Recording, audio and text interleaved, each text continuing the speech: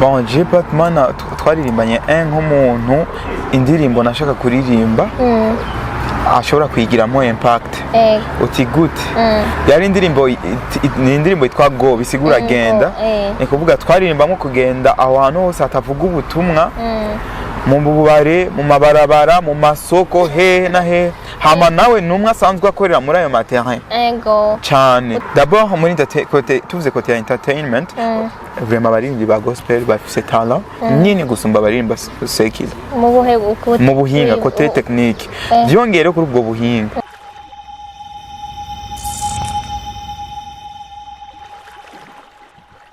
Salut guys, mumeze neza murakomeye, j'espère yuko mumeze neza mushima Imana muguwe neza nkuko natwe dushima Imana muri BI.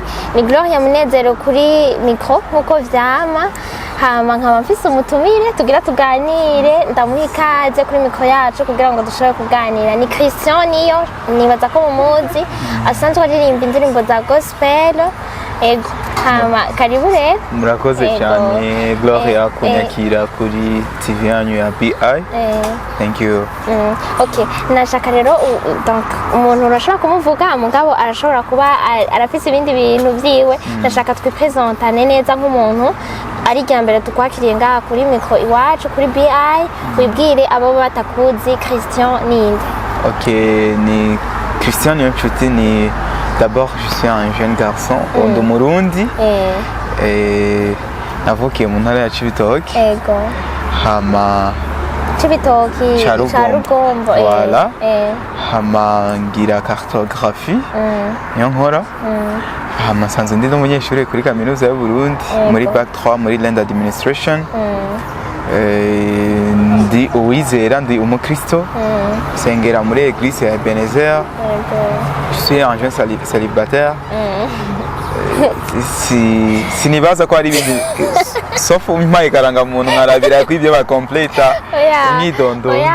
Twabira kwiye Christian arafise abavukanye inshuti ndazi mama papa. Voilà, ndabafise hama mu vyerekeye rero ubwami bw'Imana ibyo nkora ndi umuserviteur de l'église de Dieu. Serva ishengero ry'Imana biciye mu kuririmba biciye no mu kwandika ibitabo ndoramana. Ego. Okay, karibu rero kuri micro yacu, nibaze yuko ni ryambere mugabo nizere ko atari ryanyuma. Voilà. Okay. Intango nibigoye. Ego. Nashaka rero ndakubaze tuvugane kuri carrière yawe y'indirimbo, urafise indirimbo uraririmba donc nashaka umbwire kuva ryari watanguye kuririmba. Carrière yawe watanguye kumenya ryari ko ushobora kuririmba. Nari niga muri 5e primaire igihe nabimenya. Urumva haraciye imyaka plus de 10. Nari niga mu wa gatanu nari nsanzwe nsenga muri Sunday school. Ariko igihe kimwe naririmbye nari kumwe n'uwundi muntu witwa Steve twari twigana ico gihe. Hama ko yarankuriye aravuga ati uririmba neza ndeka ndagusabe ufata kanya uje kwandika ibintu by'iwawe hamuraza kundirimbira ndamuririmbira. Wari ufite imyaka 10 umwana yiga muri 5e bari mutoya bafise muri 10 ans gutyo. Voilà. Nari mutonya j'étais muri 11 ans uko. Hama ndahava ndamuririmbira arumva ko il y a un talent. Hama caravuga ati ibyo bintu uwo bikomeza uwoshika kure. Ico gihe abantu bashobora kuronka bamfasha bose bari abantu bashobora kuba badasenga bamfasha muri profane. Ego. Rero naciye ntanguriraho ndirimba musique profane secular music. Urumva waciva mu byo kuririmba mu bya Sunday school ndabivamo ncanja kuririmba indirimbo. Ariko Imana ntiyashimye ko ndangiriza kuko nari naramaze kwicokoza. Naramaze kwicokoza nserve ishengero ry'Imana ndi muri Sunday school yahavuye ingirira ubuntu rero ndongera ndayizera nciye ubwenge. Ndafata ingingo rero yo gukoresha yangabire aho rikora mu gutanga ibyici imitima y'abantu ndabana ndayikoresha mu bwami bw'Imana mu gutanga ibikiza imitima y'abantu. Okay, wari umaze gusohora indirimbo zingahe ico gihe zari kuri YouTube? Bon, warakoresha nari mfite YouTube yari indirimbo z'imiziki itatu. Uko biri kose ico gihe avant kuja kuririmba ama gospel urumva ko waririmba indirimbo zindi zitari gospel. rero nashaka kumenya wari ufite indirimbo zingahe avant ko winjira muri gospel? nasanzwe mfite indirimbo 3 ego 3 gusa? 3 zonyene kuri chaîne yanje ya YouTube nizo zariko. Wowe umuntu akubwiye ngo zisubire muri zisubiramo? Ndaziririmbe kandi ubu ntanga ibindi bintu bitandukanye n'ibyo natanga. Okay. None ico gihe basi waririmba indirimbo zerekeranye n'iki? Ndibuka kubera ko nasanzwe mfise uwo muco wo muri eglise nubwo nari mvuye nkaja kurimba sekila narumva ko atari ama message yose nopfa kwinjiramo. Umuntu agomba kwinjira navuga nti reka mbe hagati na hagati simbe mu muziki kandi sindi no mu mana kugira aho ndamfasha kandi n'Imana nindabe igitsuri. Urumva naca ndirimba indirimbo z'amahoro to guhayagiza igihugu, indirimbo ataco zica. None hari ico urumva ariko kandi hari igirenge ico Imana yari nkeneyemwo kunywanisha donc kuba umuntu aririmba ibituma ubwami bwayo bwaguka, ibiyishyira hejuru, ibiyihimbaza, ibituma abantu banywana n'Imana birushirije. Ndirimbo igihugu ari cyiza sindakora ikosa ariko ivyo nibituma abantu banywana n'Imana. Oya bituma gusa bumva ko igihugu ari cyiza. Ndirimbo amahoro, ndirimbo iki nivyo naririmba zimwe. Hama rero tutangura kuririmba gospel kubera indirimbo ziri kuri YouTube zimaze hariho zibiri zimaze umwaka n'iyindi imwe uheruka gusohora mugabo ivyo turabigarukako. Nashaka umbwire ryari wasubiye kuririmba gospel? C'était en 2018. Ego niho navuye ngiriga ubuntu maze kwizera ndavuga nti yangabire rero ngira mbandanye ndayikoresha. Ucikoresha mu bya gospel. Utangura kwandika. Ego nshizatangura kwandika. Ni wewe wiyandikira nyene? Ego deje nakubwiye ko nsanzwe ndo n'umwanditsi w'ibitabo. Urumva sinoronka ibyo nandika mu bitabo buje mbura ibyo no kwandika mu ndirimbo. Ahubwo ntararonka n'uburyo bwo kubandanya ibi bikorwa hariho nizo nandika nkahereza abandi bakaririmba. Kandi n'ubu birabandana. So twaba turavana ko ndavuga ku ndirimbo ufise izo ndirimbo zibiri ufise kuri zitatu hariho zibiri zimaze umwaka imwe imaze 11 mois iyindi iramaze umwaka mugabo hariho n'iyindi imaze 2 semaines mugabo tugerageje kuraba iyo imaze 2 semaines niyo iriko irarabwa cyane. Wibaza ko ari iki wakoresheje kugira ngo ushiremo akabirya? Donc nikihe kintu wibaza wakoresheje catumye ari yirabwa cyane? Je novuga nti icambere ubu je naritahuye. Ubwa mbere je naririmba hip hop, naririmba dance hall, naririmba reggaeton, nivyo naservamo ariko nasanze ivyo ndabiririmba nk'umuntu abizi apana nk'ivy'Imana impamagarira guservamo. Ego candahava mpindura rero. Wahinduye umudiho donc? Voilà nahinduye still ndirimba indirimbo dushobora kuririmbana n'ishengero, ndirimbo novuga zigenda buke buke canke zumvirizwa na bose. Hariho izo naririmba bwa mbere usanga majorité y'abantu batumviriza baba ba jeune ko ama hip hop, ama dancehall, ama reggaeton s'abantu bose bakuze bavyumviriza.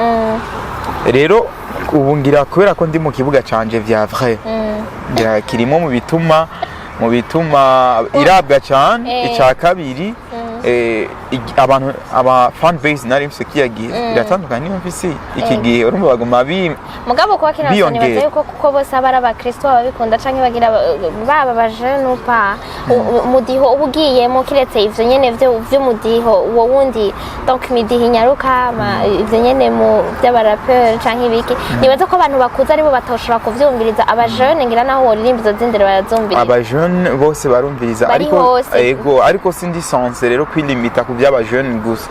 Oya mpamagarirwa kuririmba ibintu umujene ashobora kuririmba umutamakazi, umupentekote, uwahehe wese ashobora kuba yo vyumviriza kandi akaba nabiririmba akabitahura. Wari wese apana kuvuga ngo nkeneye abajene attention barashobora kukukoresha nabi ukaririmba hip hop and dancehall canke iki bashobora kugira turi superstar muga akaba ata muntu numwe muri bo yo kubibako na 50,000 ati kubwiyo ngabire ntugarukire ngaha bandanya ariko umuntu akuze kameme yakunze kugwa cawe unamutumiye mu bintu byawe arabona ko atari ibintu ukoreshwa na jeunesse akaza akagushigikira mu byashoboye. None biroroshe gukoresha kuririmba muri iyo midiho nk'umuntu wabibayemwo wewe biroroshe kubibamwo uririmba surtout gospel? nibaza ko ni ingabire dimwe usanga hariho abantu bafise ingabire yo kuba boshobora kuririmba muri iyo midiho yose none afise umudiho wo kuririmba vyonyene muri style imwe nkuko hari uwafise ingabire yo kuririmba no gucuraranga fete nobwa nti vyoroshe nyene kuba yarahawe izo ngabire oya navuga donc warabibayemwo wewe ora nk'aba bantu basigaye baririmba muri birimwo abantu ni sibake baririmba mu midiho iyo on wowe wibaza ko vyoroshe nk'umuntu yabibayemo biroroshe gusumba uko kundi kuririmba nk'ivyo wari uriko uravuga ati indirimbo zikoreshwa mu isengero ibiki n'ibiki abantu bose bashobora kumviriza nico kimwe twako bose bafite chance imwe ibigoye cyane ni iyi style ndimwo ubushashi yo kuririmba indirimbo zishobora gufasha ishengero guhimbaza Imana indirimbo ushobora kuririmbana n'ishengero kubera ko zirakuta cyane ushobora gusanga amahera bakoresheje muri iyi imwe yonyene yotwara yo korwamwe indirimbo 5 z'ama hip hop kuko iyi uzokenera umu guitariste wa solo wa basso acoustique wa accompagnement abo bose ucubariha umu pianiste wa mbere wa kabiri uvuza saxophone ucamo tapi umu batteur usange violon ukenera utuntu twinshi muri no ndirimbo kugira ngo bikunde voilà kugira ngo bikunde uronke produit nziza. Okay. Donc utirero iyi style nigoye gusumba izo zindi wahorere. Hip hop umuntu ashobora guteleshaje beat amakashirako imistari. Urumva hip hop no bunyene no my beat no cyangenda mfise indirimbo. Ujukento so indirimbo. Ariko izo zindi patumanya kwi. Muri zike zindi ndirimbo waririmbye na featuring harimo featuring wowe Patman kuri wowe ninde? Nabonyemo Patman mu ndirimbo zawe. Ninde Patman ni umudite wo muri Downtown. Nawe we nshaka kumenya donc si ibintu byo mu isengero cyane kweri ki mwaririmbanye. Bon, je Patman twaririmbanye nk'umuntu indirimbo nashaka kuririmba ashobora kwigiramo impact. Uti gute? Yari indirimbo yitwa Go bisigura genda. Ni kuvuga twaririmbamo kugenda aho hantu hose atavuga ubutumwa.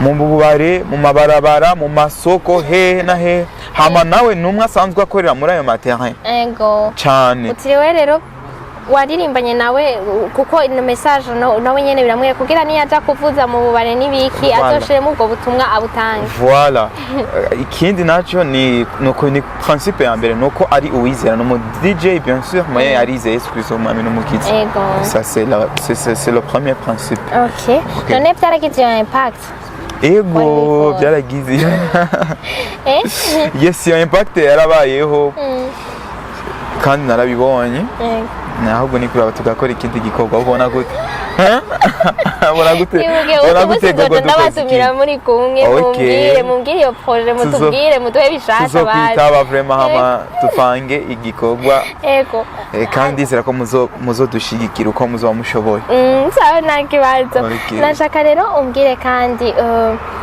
uri umuririmbyi donc urafise management. Bon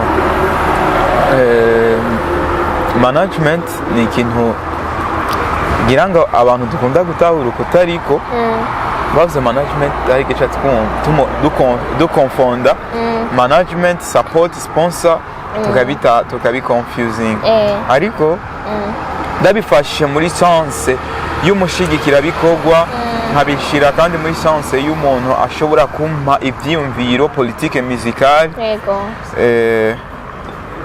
no hava mvuga ko ahari ariko kuri kote ya financial support uburyo wa muntu aguhereza uburyo bw'ejo muri studio wambara gira shop déplacer iki oya ntawe vraiment ego mpeka mwe haja muri entertainment muri mwe baririmbyi ba gospel muri entertainment abo ni twebwe tuyifashe cyane rero kubera ko twebwe apart yo kubaho umunezero part yo kuba entertaining turanatuma igisagara cyangwa igihugu kibaho impore biciye mu masengesho. Yego.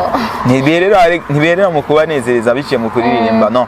D'abord muri tuvuze côté ya entertainment, vraiment abaririmbyi ba gospel bafise talent nini gusumba abaririmba sekila. Mu buhinga côté technique. Byongere kuri ubwo buhinga. Usanga dufata n'umwanya wo gusengera igihugu no kwisengera no gusengera imiryango no gusengera ibisagara tubayemo. Urumva ko apakwe kuba umunezero hariyongera ko kuzigamwa biciye mu masengesho. Kubera kuvuga yuko bafise ubuhinga gusumba abo bandi baririmba ibintu. Ni ibintu technique no hava ndakugira ibintu by'ama progression musicale. Urumva ariko araba amanota y'indirimbo z'aba artiste ba gospel usanga zigoye progression yazo canke amanota yayo, ariko urashobora gusanga indirimbo y'umuntu aririmba profound ari ibintu facile byoroshe kuvuza, byoroshe bitagoranye. Ego. Okay, ndabyumva. N'amajwi rero bariko bararihibongo zuvyumva. Uti rero wowe ushiramo uburyo canke ibiki nta uriho, ariko ibindi ni ngira ndakuronsa. Kazi wazi mse gata maybe ko ndakuronsa. Manager ndakuronsa. Azoboneka. Azoboneka. Ego, none ga Kristo. Oui. Donc wowe wibaza ko umuririmbyi aririmba gospel yarakwiye kumera nk'umuririmbyi aririmba izindi ndirimbo. Bari bakwiye kumera cyo kiyo. Hategeza ko hitandukaniro rinini cyane. Itandukaniro rero niri. D'abord uyu muntu ariko aravuga Kristo. Kristo umwami w'abami watubambiwe aratuzukira. Uyo rero ntitutegerezwa kumuvuga nk'abigirishije, oya. Dutegerezwa kumuvuga nk'abazi yuko ari umwami n'umukiza w'ubuzima bwacu, kandi iyo tumuvuze hari biba tuvuze Yesu Kristo byonyene spirituellement mu buryo bw'imwemu hari ikintu cyagikoreka. Rero twebwe aho tuvoma inkomezi ni muri wenyene, hatandukanye na habo bandi baririmba umuziki bavoma inkomezi zabo. Twebwe ibyo dutumbereye d'abord icyubahiro cya Kristo mu byo dukora aricyo kigaragara, n'ishimwe ry'Imana biryo rigaragara mu byo dukora byose. Abandi batumbereye premièrement ubutunzi, kumenyekana, icyubahiro byabo, ariko twebwe turatahura yuko ikintu cyose dukorera Imana n'ubuntu tuba tugiriwe, kandi bigira ikimazi kuri twebwe nyene kuko Imana yacu yo yiri kwica. Muri ubwo buntu nyene dutegerezwa kwirasira ko icubahiro kiriko kiragaruka ku Mana nyene. Yego ndavyumva. None wibaza ko donc ugerageje kuraba ubo baririmba gospel ni benshi, none bari nico kimwe ubona no nico mu biteze karico, ariko nibitwara nkuko wumva wewe nawe canke hari ivyo harimo akanenge. Bon, ntibari sanse kwitwara uko jewe nshaka, abari sanse kwitwara uko Imana ishaka. Ariko tuko turaraba haracakenewe ikintu bita sanctification. Umuntu yize ntimwibaze ngo biba biheze, ntabwo asubira gura n'udu challenges. Oya, arageragezwa.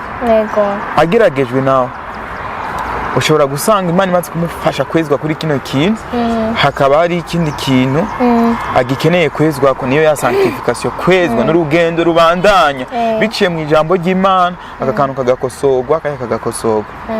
Ariko jewe icyo nomva no conseil nuko mu byo dukora byose icyubahiro cyacu cobura, habwo hagaragara icyubahiro c'Imana. Nuko twotahura ko ibyo tworonka byose tukabura Imana muri twebwe, twobwo bari ubusa. Ibyo bindi byose Imana irabisiko tubikeneye, kandi izo biduha nk'inyongera.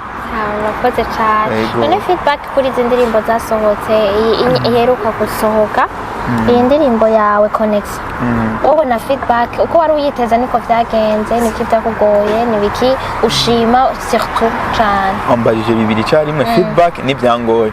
Twagiye kuri feedback ni nziza cyane kubera ko nari nizeye kwanza Imana yantumye gutanga iyo message, nubwo abantu batari guhaba bambwira ati hewe congratulations, ariko nkaba nzi neza yuko nywanye n'Imana, kandi ibyo ndiko ndakora ndabikora mu kuri no mu mwema.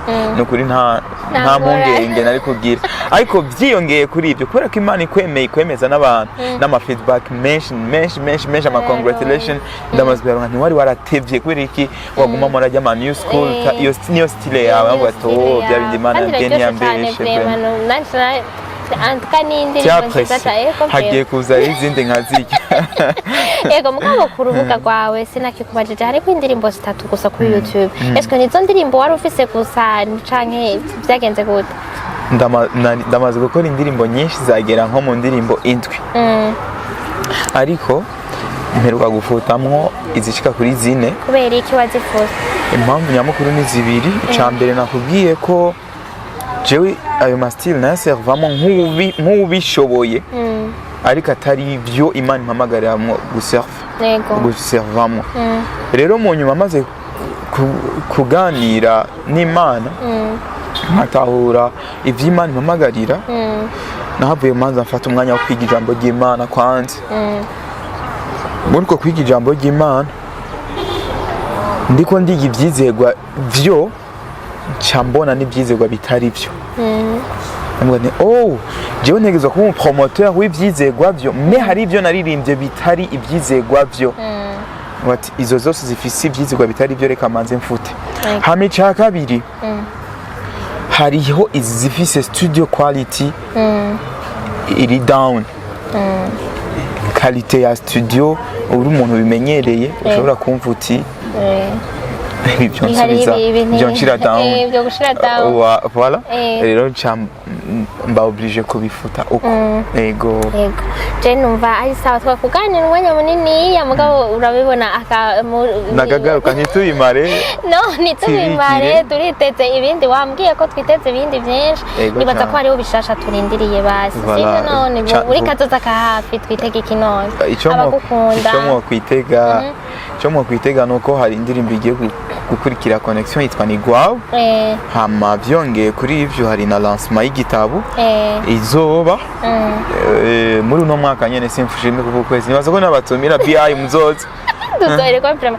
Ndoshaka gusiba twosiba kubera iki rero la date n'est pas précise mais présence yanyu izongyohera. Ego merci beaucoup. Ego. Bon na mugabo avant ko dusezerana nashaka ndakoze ibibazo bikeya bisanzwe bitari ibyo muri gospel bitari iki. Wewe donc en dehors y'umuziki urinde. Christian Niyoncuti ni en dehors y'umuziki donc en dehors yo kuririmba surtout ukaririmba gospel iyo utari gusenga iyo utari muri gospel uri mu biki ikintu kikokwipa cyane ni kiki okay je ndakunda kwiga gusumba ibindi bintu byose kwiga ndakunda kumenya ibintu mba ntarinzi ndimo rero kugira ngo donke byinshi byo kwandika ndi oblige gusoma cyane voilà mu byo wandika wambwiye ko wandika ibintu by'ibitabodoramana nta na rimwe wiyumvira ko uzokwandika ibindi bitabo byofasha abantu kugira ngo nabo babatase donc abo batemera Imana nk'iyo bo tudasangiye ukwemera bashobore kuba nabo nyene boganya ku mpano Imana yaguhaye ego ini bitari ndoramana ndavyandika ariko usanga reference ari Imana kandi bikaba bitanda ko répondre ku ma besoins quotidiens ya société hamwe no ku n'umubano mwiza hagati y'abantu ivyo navyo abantu babanye neza bice muri ca gitabo cyubahiro kigaruka ku Mana nyene usanga Imana itaburamwo rero kenshi iyo ntari mu muziki mba ndiko ndasoma ibitabo mba ndiko ndiga kenshi mba ndiko ndiga kubera ko I never dream kubaho ntariko ndiga nzokora ibindi byose ariko kwiga nubwo Imana yabanteguriye 100 ans apana kwiga mu ishuri no kwiga ibintu ntarinzi tubazo mu munsi ndavuze ndi programming ngiramenye kumonta ama video je suis autodidacte ibintu byinshi ndavyigisha nshafata umwanya Google is there ibitabo biri hajya icyo mbuze kuri Google hari usanga ari igitabo kibivuga ko urakunda kugira amahosha ntuka usa n'umuntu aciye ubwenge bwinshi kandi umuntu akunda gusoma ibitabo araciye aba ari umuntu aciye ubwenge byonye nibaza ko ari ibintu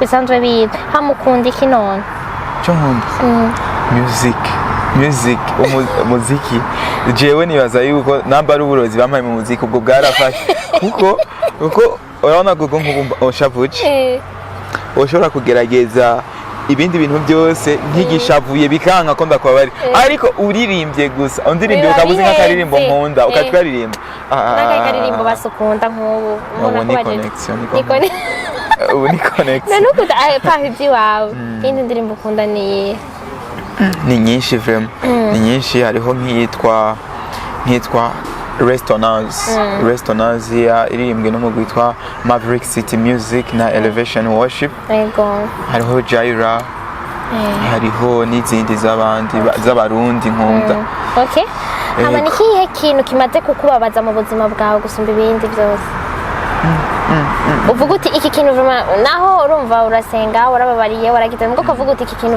caranse donc sindacibagira carambabaje ça m'a vraiment marqué ikintu cambabaje ntakubeshe ikintu cambabaje cambere ni absence y'umuvyeyi wanje kubura umuvyeyi wanje kubera iki ndatahura how much ya struggling kugira ngo dukure yitavye Imana mu gihe rero hari hageze ko tumubwira ati icara rero nawe ujye ku mafu y'ivyamwa waruhiye twebwe ku bana bawe ico cyonyine ki cambabaje cyane ariko nabwo ego ni papa ariko nabwo n'ubugombe bw'Imana se haciye umwaka umwe none comment tu sens alors pour le moment c'est biracari nka kwa kundi nyene umubabaro uracari uwo canke ubu unyesa iko biraje umubabaro wa mari wa undi nyene kandi igihe canje cyose azokwamara uyo nyene ariko nditahuza ko ntegezwa kwakira ubugombe bw'Imana no kubunezererwa ariko absence yiwe n'ubu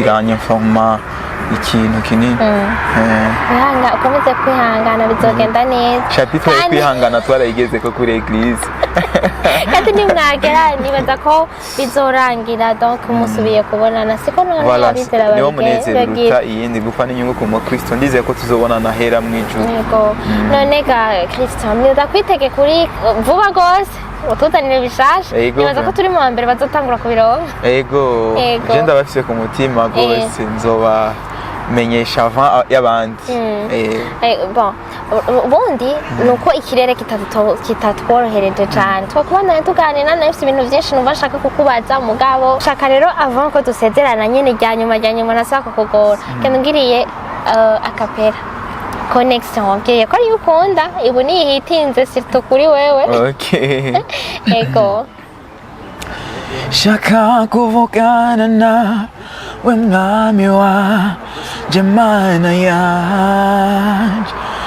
umutima wanje ukeneye kuvugana nawe shaka kuvugana nawe mwami wanje mana yanje umutima wanje urakunyotewe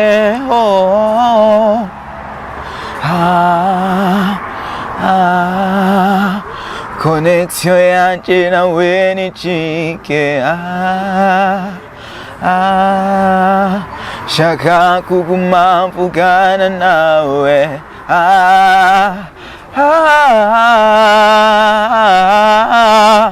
no mwitiro rirerire ngura mvugane nawe umbwira ibinyerekeye nanje nkubwira icyo nshaka no mwitiro rirerire ngura mvugane nawe umbwira ibinyerekeye nanje nkubwira icyo nshaka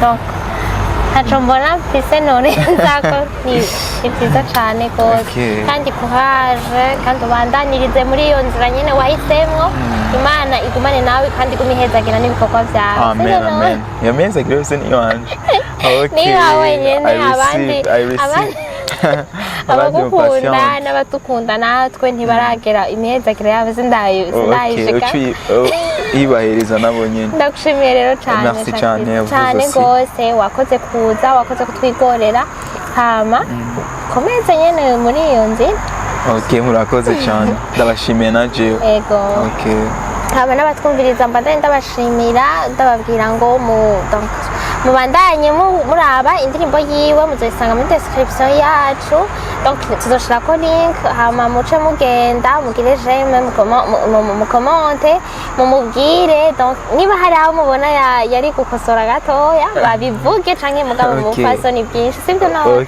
Hanyuma natwe mubandanye mugira commentaire mukatubwira ivyo mwifuza ko tuba, donc murabona ko tuguma tubazanira turavanga turagirane, mutubwire ivyo mwifuza dushobora kubashikana tubazanira byose tuzobikora turi ngaha kubw'iwacu. Ndabashimire cyane rero mbandanye ndabifuriza umunsi mwiza canke umugoroba mwiza bivanye naho muherereye, umukama Imana abane namwe abe mu vyanyu no mu banyu.